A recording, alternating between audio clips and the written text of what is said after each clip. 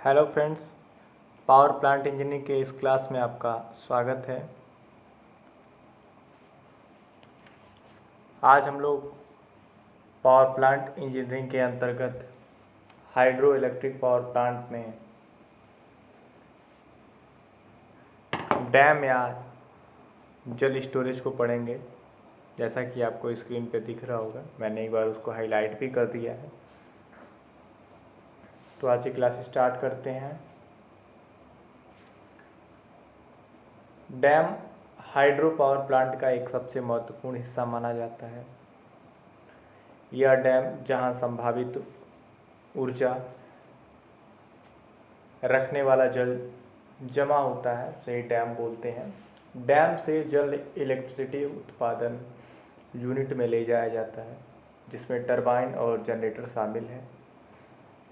यहाँ जल की संभावित ऊर्जा का उपयोग विशाल टरबाइनों के ब्लेड को घुमाने के लिए किया जाता है। टरबाइन का शाफ्ट जनरेटर में घूमता है, जहाँ अत्यधिक उच्च वोल्टेज की उतार चढ़ाव धाराएं बनती हैं जो कि ट्रांसफार्मर और वहाँ के नेशनल ग्रिड में ले जाती हैं। डैम में जल बहुत कीचड़ और तलछट का कार्य करता है, इसलिए डैम के तलछट पर बहुत सारे अवसाद जमा होते हैं और लंबे समय तक डैम में अत्यधिक मात्रा में कीचड़ हो सकता है। इस तलछटों को हटाने के लिए डैम के निचले भाग में ड्रेनेज रखी जाती है, ताकि सभी तलछट को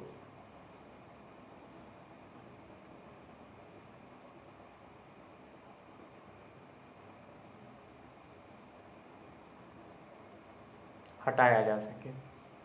तो अब तक तो हमने जो है इसका परिचय पढ़ा, डैम या जल का। इसके बारे में ज़्यादा कुछ समझ नहीं पाए होंगे आप लोग, जो कि यहाँ पे बहुत विस्तार से बताया गया है। इस डैम के अंतर्गत जब आप डैम को पढ़ रहे हैं तो आप लोग ये पूरे हाइड्रो इलेक्ट्रिक पावर प्लांट को समझ पाए होंगे। तो मैं सिर्फ डैम को समझाने की कोशिश करूँगा कि ये डैम क्या होता है। देखिए, अगर आप साधारण भाषा में कहें तो जो आपका डैम होता है, ये एक तरह से वाटर को क्या करता है, एक बीच में दरार बनाता है, जिससे वाटर यहाँ पे क्या हो जाती है, रुक जाती हैं और एक रिजर्वर का निर्माण हो जाता है। जैसे कि साधारण भाषा में समझें तो कहीं पे भी किसी जगह पे अगर वाटर का फ्लो है और बीच में आप मिट्टी से या फिर किसी भी मटेरियल से अगर एक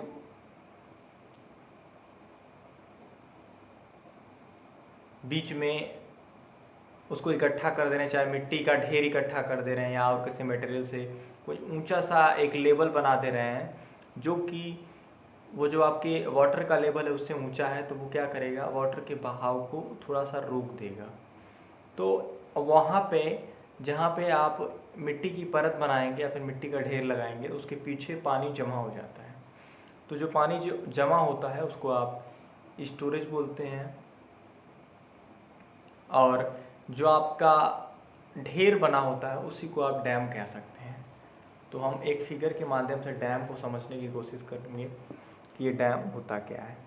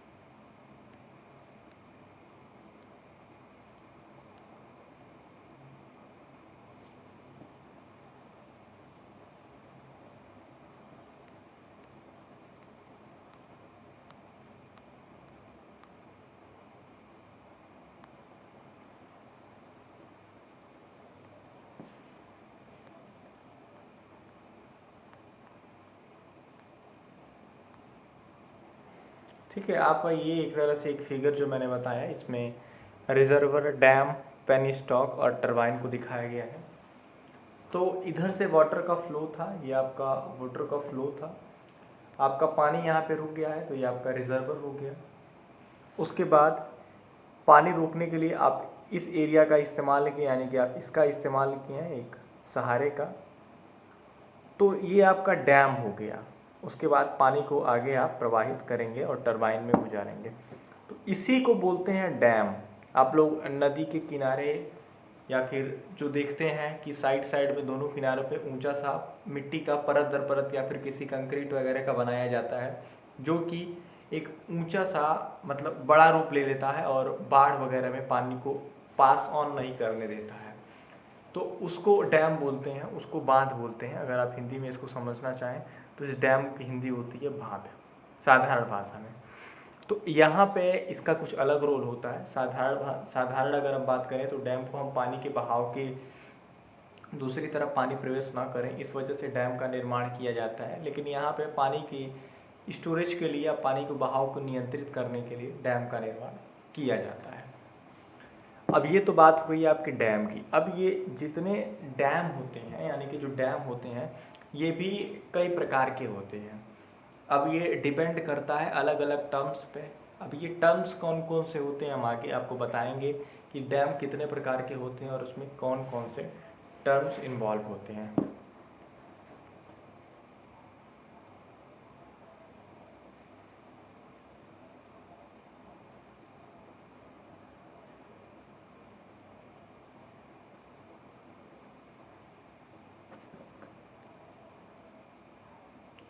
ठीक है, अब बात आती है डैम के प्रकार, यानी कि टाइप्स ऑफ डैम।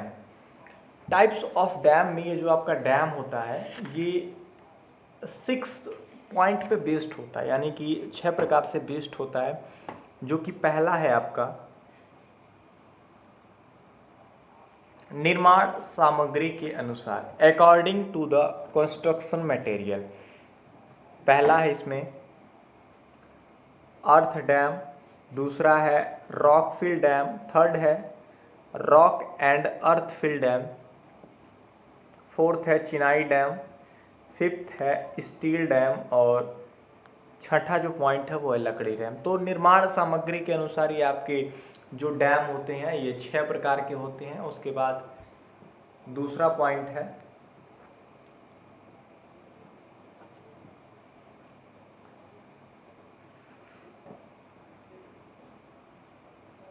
आपका जो दूसरा पॉइंट है ये है रोल वर्क के अनुसार, यानी अकॉर्डिंग टू रोल वर्क। पहला है इसमें स्टोरेज डैम, दूसरा है डाइवर्जन डैम, तीसरा है चिक डैम। तो ये तो बात हो गई आपके निर्माण सामग्री के अनुसार और रोल वर्क के अनुसार की। अब आते हैं नेक्स्ट बेस्ड पे। नेक्स्ट जो है वो थर्ड टाइप्स है ब्लरिंग जल दाब के अनुसार, यानी according to bearing water pressure. Now इसमें फर्स्ट जो है ये है ग्रेविटी डैम, उसके बाद डॉट डैम, फिर बट्रिस डैम। ये 3 प्रकार के होते हैं। उसके बाद बात आती है 4 टाइप्स की, ये है प्रवाह के अनुसार, यानी अकॉर्डिंग टू फ्लो। पहला है ओवरफ्लो डैम या जिसको बंधारा बोलते हैं, दूसरा है आपका non overflow dam.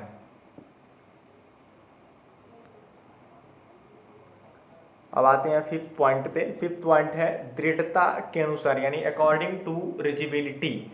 According to rigidity these are 2 types. Now first दृढ़ डैम और जो दूसरा है वो है फ्लेक्सिबल डैम। और छठा और लास्ट ये पॉइंट जो है इसका ये है ऊंचाई के अनुसार। ऊंचाई के अनुसार ये 2 प्रकार के होते हैं। पहला है निम्न डैम और दूसरा है उच्च डैम। तो ये तो बात हो गई आपकी जो डैम होते हैं उनके टाइप्स की। और फिर एक एक करके इनको समझने की कोशिश करते हैं कि कौन सा डैम कहाँ पे उपयोग में लाया जाता है और क्यों उपयोग में लाया जाता है और वो कैसे बना होता है या किस तरह से उसकी बनावट होती है। हम लोग आगे इसको समझने की कोशिश करेंगे कि ये जो डैम्स होते हैं ये अलग अलग टाइप के क्यों होते हैं, क्यों आखिर सब इतने टाइप्स के डैम का निर्माण किया गया? इसीलिए किया गया होगा क्योंकि जहाँ पे जो चीज़ें अवेलेबल हो पाती हैं या फिर अच्छे से फिट बैठती हैं उस डैम का वहाँ पे निर्माण किया जाएगा, या उस डैम को वहाँ पे यूज में लाया जाता होगा। नहीं तो क्या ज़रूरी है इतने सारे डैम को अलग अलग डिवाइड करने की? तो इसको समझने के लिए या उसकी आसानी के लिए इनको अलग अलग भाग में बांटा गया है और इनका अलग अलग कार्य भी हो सकता है।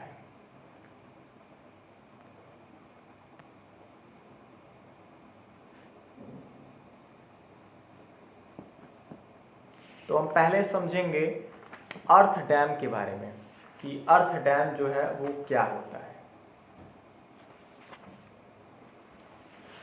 अर्थ बांध में प्राकृतिक पदार्थ का उपयोग न्यूनतम प्रक्रिया के साथ किया जाता है और इसे ऐसी परिस्थितियों में प्राचीन उपकरणों के साथ बनाया जाता है जहां कोई अन्य निर्माण पदार्थ अव्यावहारिक होंगे।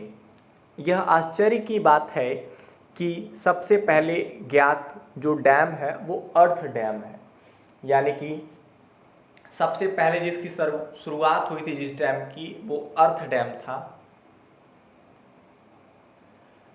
अर्थ पर चलने वाले उपकरणों में आधुनिक विकास के परिणाम स्वरूप बढ़ी हुई मजदूरी और पदार्थ की कॉस्ट के परिणाम स्वरूप कंक्रीट की कॉस्ट में वृद्धि के साथ साथ वेज की कॉस्ट में कमी आई। हाई आर्क और गुरुत्वाकर्षण डैम के विपरीत, जिसमें ध्वनि रॉक फाउंडेशन की आवश्यकता होती है, अर्थ डैम आसानी से अर्थ की फाउंडेशन के अनुकूल होता है। ये कई साइटों के लिए लॉजिकल विकल्प है जहां फाउंडेशन की स्थिति कंक्रीट के डैम को असंतोषजनक बनाती है। खराब रूप से डिजाइन किए गए अर्थ डैम की कई फेलियर यह स्पष्ट करती हैं कि अर्थ डैम को किसी भी अन्य प्रकार के डैम के रूप में उनके धारणा और निर्माण में बहुत इंजीनियरिंग कौशल की आवश्यकता होती है।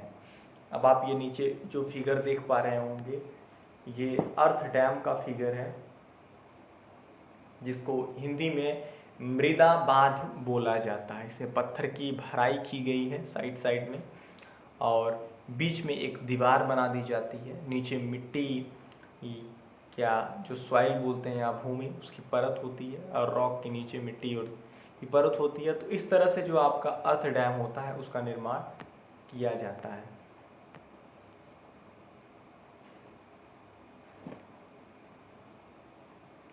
दूसरा आपका है rock and earth fill dam. Rock and earth fill dam जो आपके होते हैं ये दो प्रकार के होते हैं। पहला अर्थ फिल डैम और दूसरा होता है रॉक फिल डैम। तो पहले अर्थ फिल डैम की बात करते हैं कि अर्थ फिल डैम क्या होता है। आधुनिक समय में अर्थ फिल डैम प्रसिद्ध है, यानी कि आज के ज़माने में इसका अधिकतर उपयोग किया जाता है। इस डैम की संरचना में अर्थ पर चलने वाली मशीनरी और मृदा सिस्टम का विशेष योगदान है। जहां किसी भी डैम का निर्माण असंभव होता है वहां अर्थ फिल डैम हो सकता है, क्योंकि इसकी नींव किसी भी पुरानी या कमज़ोर नींव पर बनाई जा सकती है जहां पर दूसरे डैम की संरचना असंभव होता है। तो ये आपका जो फिगर है, ये डैम जो दिख रहा है बीच में क्ले भरा हुआ है, ग्रेवल दिखाया गया और इसकी डायमेंशंस भी शो की गई हैं। तो इस तरह से अर्थ फिल डैम को बनाया जाता है। दूसरा आपका है rock fill dam. Rock fill dam का निर्माण उन जगहों पर किया जाता है जहां अच्छी गुणवत्ता के रॉक फॉर्मेशन उपलब्ध होते हैं। इस डैम की संरचना में चट्टानों का उपयोग भूकंपीय और मजबूत बनाने के लिए किया जाता है। आज के समय में रूस में सबसे बड़ा रॉक फिल डैम, यानी कि लगभग 100 मीटर ऊंचाई और 1000 मीटर चौड़ाई है। ये आप फिगर देख पा रहे होंगे, ये आपका रॉक फिल डैम का फिगर है। ऊपर में चोटी दिखाई गई है, बीच में दीवार है और ये जो आपका है ये रिजर्वर का लेवल है, यानी कि यहाँ तक जो है आपकी वाटर फील हो सकती है। और इसका जो फेस होता है ये कंक्रीट बेस्ड होता है, यानी कि कंक्रीट का जो फेस होता है कंक्रीट का होता है।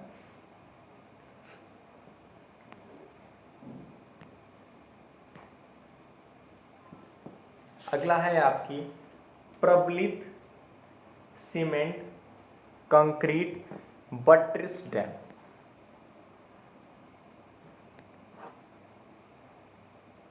यह डैम सीमेंट कंक्रीट से बना होता है।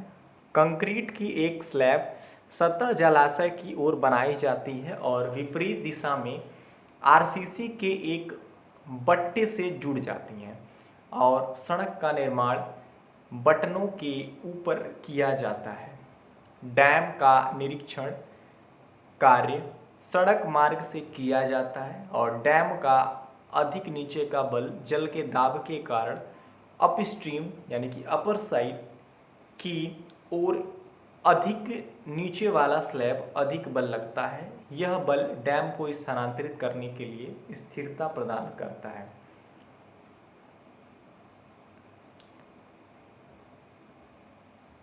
ये तो आपकी बात हो गई प्रबलित सीमेंट कंक्रीट की।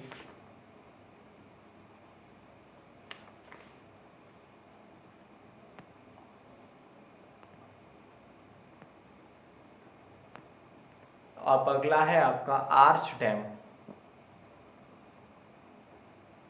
आर्च डैम में उत्तल आर्च होते हैं जो पार्श्व चट्टान की दीवारों द्वारा सपोर्टेड होते हैं, जबकि ग्रेविटी के केस में अधिकतम बल डैम के तलछट पर लगाए जाते हैं। आर्च के केस में अधिकतम बल डैम की पार्श्व दीवारों पर लगाए जाते हैं। जल के सभी दृश्य और अदृश्य पावर को बनाए रखने के लिए दीवारें ठोस और मजबूत होनी चाहिए ताकि डैम अछूता रहे और भविष्य में कोई अप्रिय घटना न घटे। दीवार की दीर्घकालीन सुरक्षा सुनिश्चित करने के लिए नियमित रूप से आर्च डैम की दीवारों का निरीक्षण करते रहना महत्वपूर्ण होता है। आर्च डैम का निर्माण संकीर्ण घाटियों में खड़ी फुटपाथ के साथ किया जाता है। ऐसे केसों में डैम की चौड़ाई इसकी ऊंचाई से 6 गुना अधिक नहीं होती है, यानी कि जितनी आपकी चौड़ाई होगी डैम की उससे मैक्सिमम इसकी जो ऊंचाई अब देखी जाए तो वो 6 गुना ही हो सकती है, उससे अधिक नहीं हो सकती है। अब आपका अगला टाइप्स का जो बांध है यह है आपका टिम्बर डैम।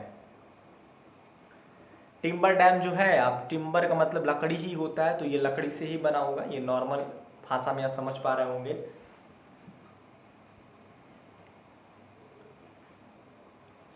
ये जो है ये लकड़ी से बने होते हैं और जल का बहाव ट्रैक पर होता है, यानी कि जो का ट्रैक होता है उसी पे जल का बहाव होता है। इसका निर्माण लगभग 12 मीटर की कम ऊंचाई तक के डैम के निर्माण के लिए किया जाता है। फ्रेम को स्थिर रखने के लिए इनके सिरे कंक्रीट से भरे होते हैं और पत्थर कहीं और भरे जाते हैं। इसका उपयोग अब नहीं किया जाता है, ये पहले के ज़मानों में इसका उपयोग किया जाता था। अब इसका उपयोग बहुत ही कम किया जाता है, एक तरह से ये कहें कि ना के बराबर किया जाता है। अब जो नेक्स्ट टाइप है ये है आपका स्टील डैम।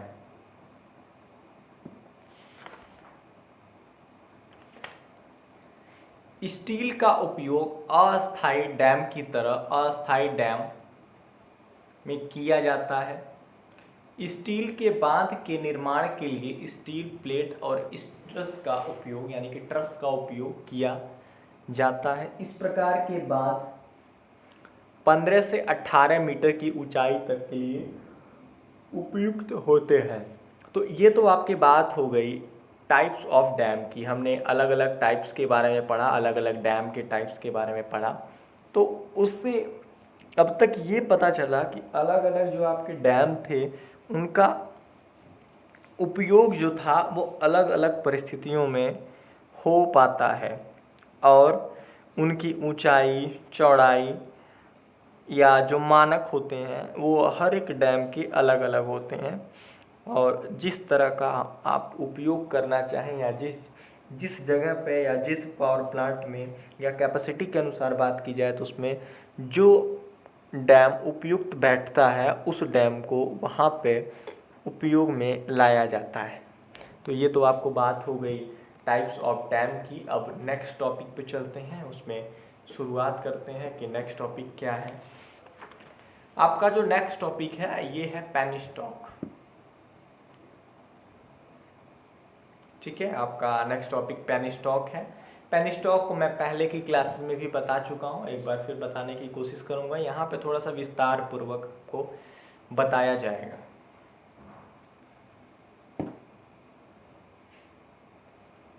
नाउ पेनिस्टॉक हम पहले थ्योरी नहीं पढ़ेंगे, पहले चलिए ठीक है, पहले थ्योरी को ही कंप्लीट कर लेते हैं, फिर उसके बाद उसको समझाएंगे। पेनिस्टॉक पाइप या लंबे चैनल होते हैं जो हाइड्रो पावर प्लांट से जल को वास्तविक स्टेशन के अंदर टरबाइन तक ले जाते हैं।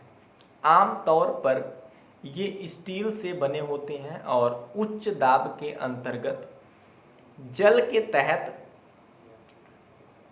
जल पेनिस्टॉक से बहता है। वे एक हाइड्रो पावर सुविधा का एक महत्वपूर्ण कंपोनेंट है जो जल को टरबाइन में जाने की अनुमति देता है। जाली या फिल्टर को बड़े मलबे जैसे कि ब्रांच को फंसाने के लिए पेनिस्टॉक के छोर से जोड़ा जा सकता है और यह सुनिश्चित करता है कि मलबा चैनल में प्रवेश नहीं कर सकता है और इसे ब्लॉक नहीं कर सकता है।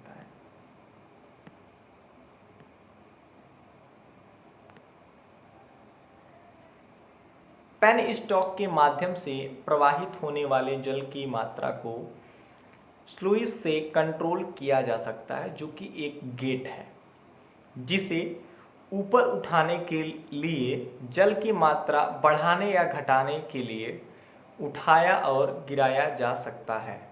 जब लुइस पूरी तरह से खुला हो, पेनिस्टॉक के माध्यम से जल स्वतंत्र रूप से नीचे प्रवाहित होता है। हालांकि इसे थोड़ा बंद किया जाता है, तो इस बात की सीमा है कि कितना जल प्रवाहित हो सकता है और इस तरह कम जल पेनिस्टॉक में प्रवेश करता है। जल की मात्रा को कंट्रोल करने में सक्षम होना महत्वपूर्ण होता है, जो कई कारणों से पेनिस्टॉक में प्रवेश कर सकता है।